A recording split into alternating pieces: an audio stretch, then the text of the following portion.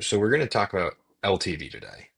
And I think, before we really jump in, there's a few different perspectives on LTV, and some people think that it really shouldn't be what you focus on. Some people think that you can't actually impact it, and then some people are on the opposite side and say like, hey, this should really be what you spend your time focusing on.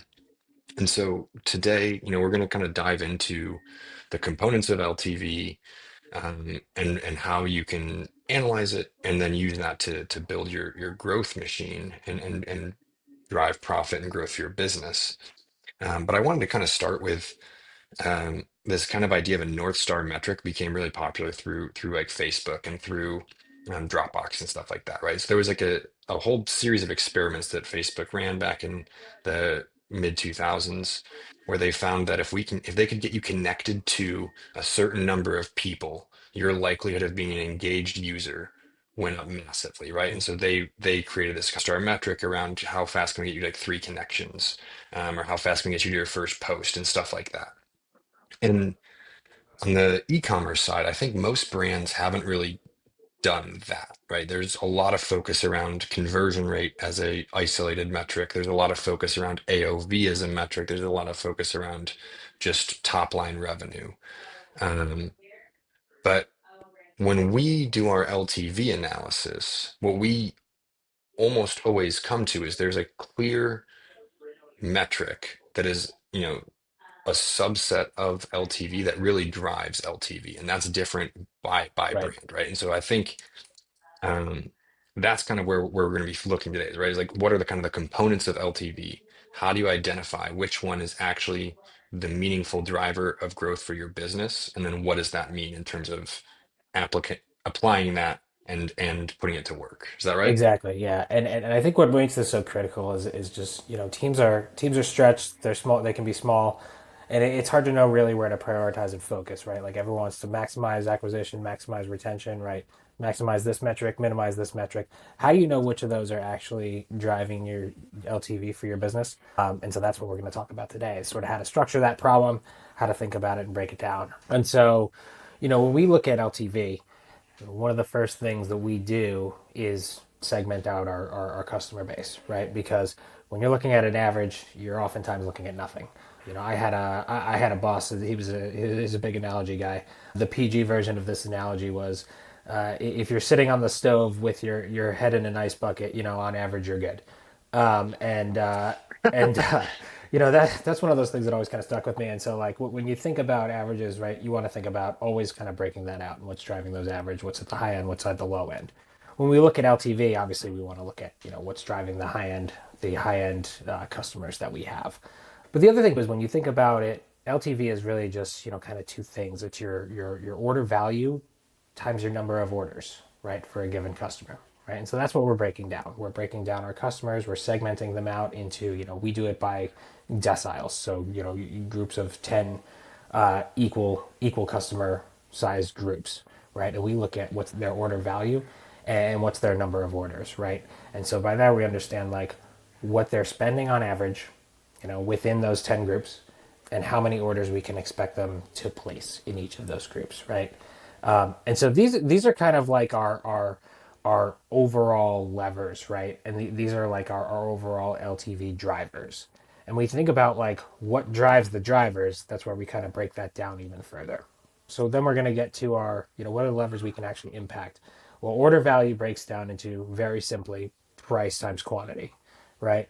And number of orders is order frequency times order duration. So the length of time that your customer is with you and the number of orders they place within that duration, right? And this sounds very simple, but really where this becomes powerful is understanding which of those metrics is different between your LTV segments helps you understand what your levers are for actually driving LTV.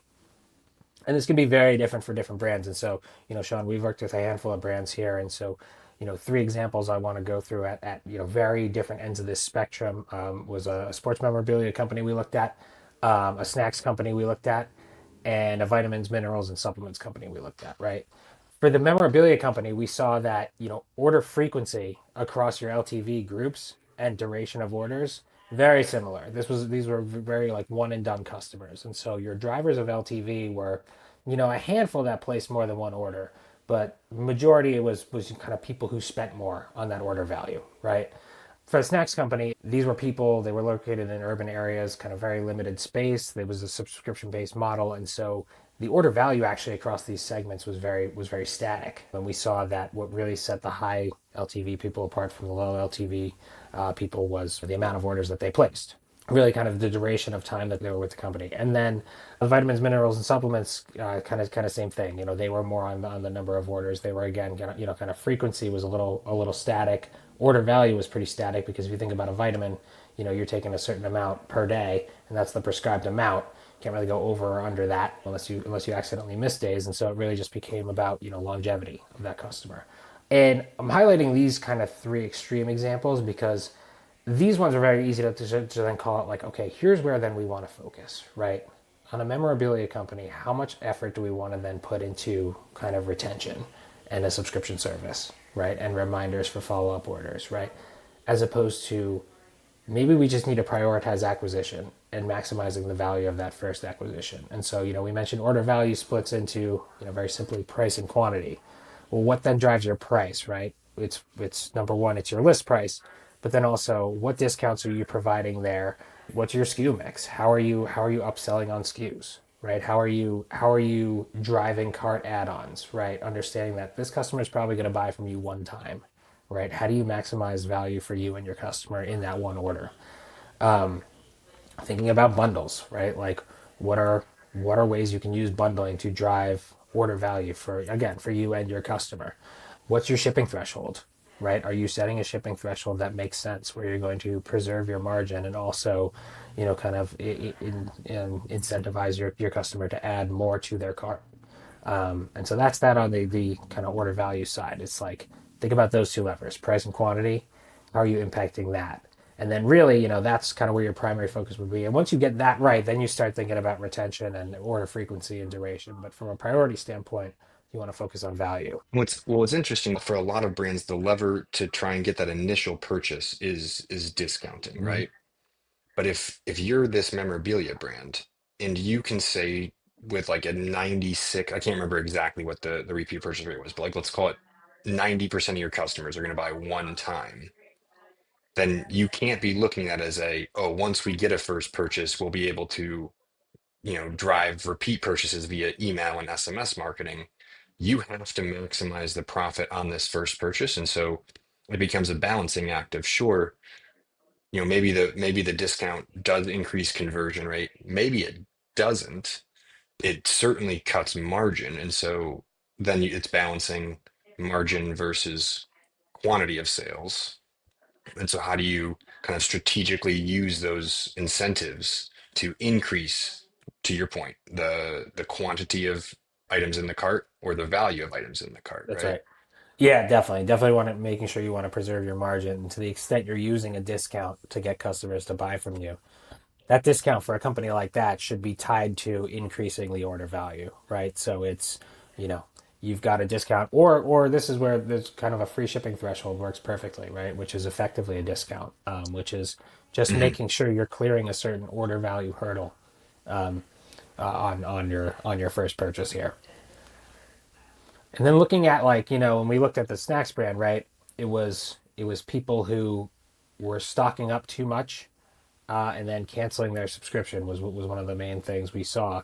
But for high LTV customers, right, like their order value was not off the charts. It was the people who are purchasing at a regular cadence and for a long amount of time, right? And so, again, at this end of the spectrum, this is an easy one to think about because, order value is going to be somewhat fixed. People only want a certain amount of consumables in their house at any given moment, right? Like space is at a premium, especially these customers were located in kind of cities, very small apartment type of zip codes, right? And so thinking about how do you then just get them to keep coming back, especially since it's a consumable product. And so thinking about where your team should prioritize, it's okay, let's prioritize on retention. Like let's nail our subscription program, let's get that 100% right. Like let's make sure we've got all of our best practices in order on a subscription program. Let's make sure we're leading with the subscription program on the website, right? Let's make sure people are seeing that first. let's make sure that we're, kind of reaching out proactively to help people kind of optimize their cart selections. We're kind of selectively choosing who to email based on repeat purchasers, right? Things like that. Make sure we're keeping our repeat purchasers engaged, and that's going to really drive retention. And for a company like that, right, if that's your main lever, that's where you want to focus.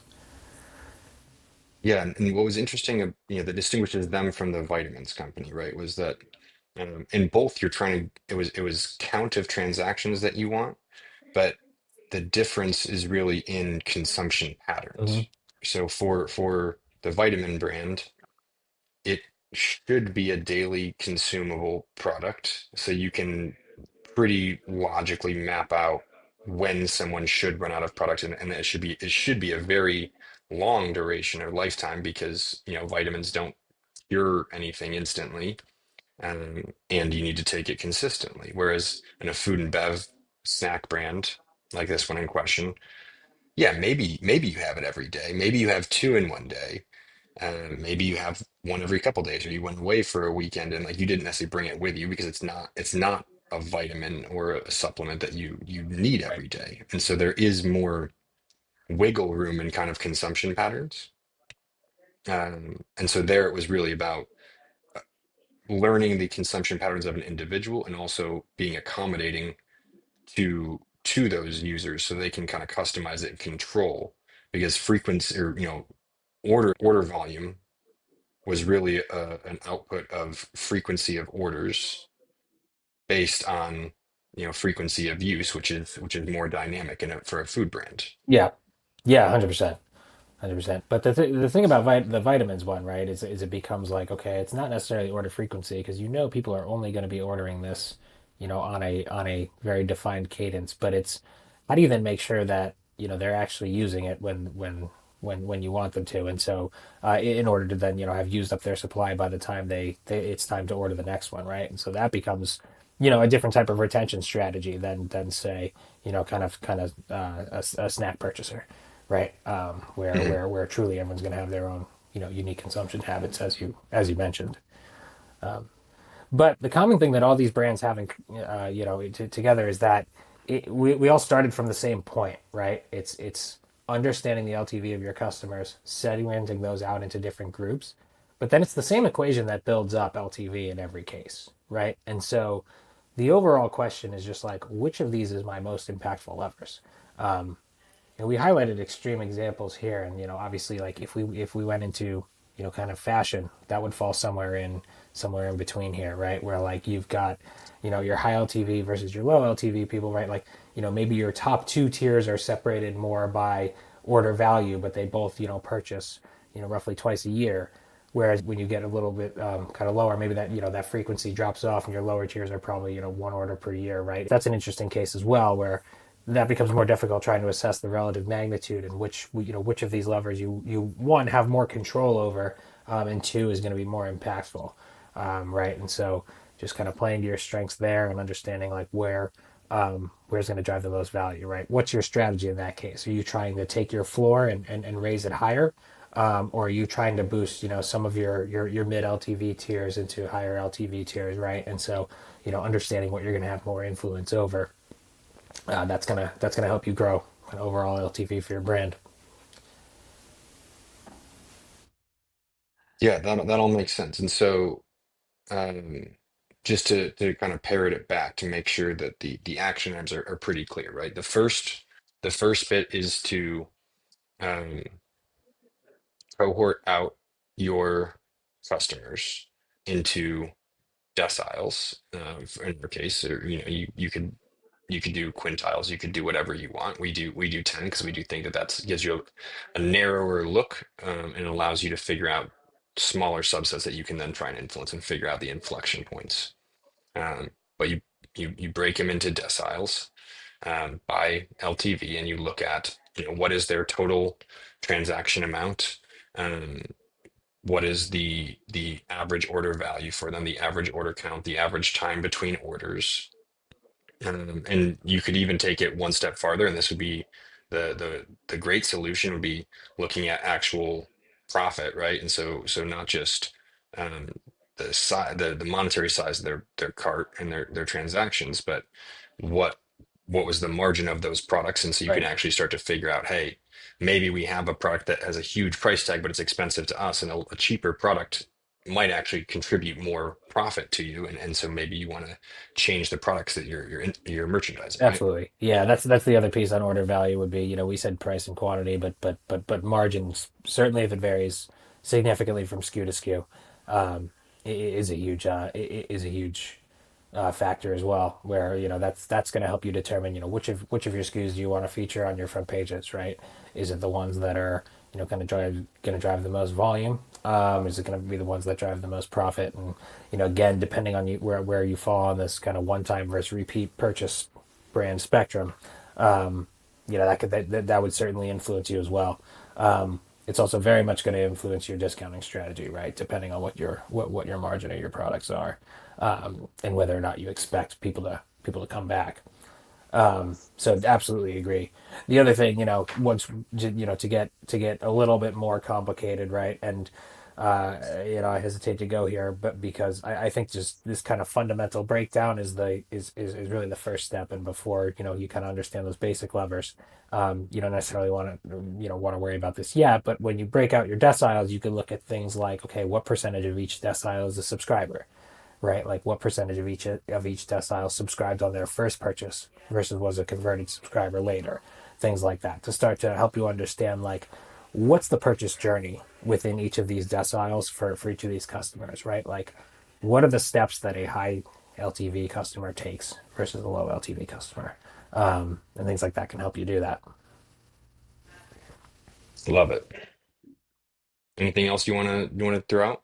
No, I mean, I think just I think that mostly covers it. Like it's in some ways it's boring, it's simplistic, but it's yeah, I think in a lot of ways really powerful. Really really good prioritization tool. Just thinking about how to break these down into just very simple components. Love it. Okay. Um, well, go figure out your LTV.